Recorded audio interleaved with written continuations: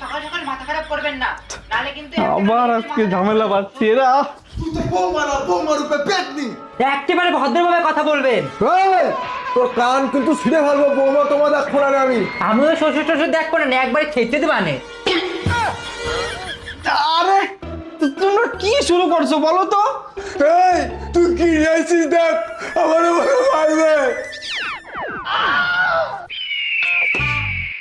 আরে এই, আমার বাপ হয় তোর শ্বশুর, শ্বশুরের সাথে কি করে কথা করতে পারতো কি শিখে যাওয়া লাগবে নাকি রে?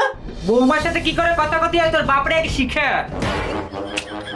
আরে তোমারই তো কথা বলার ধরন ঠিক নাই।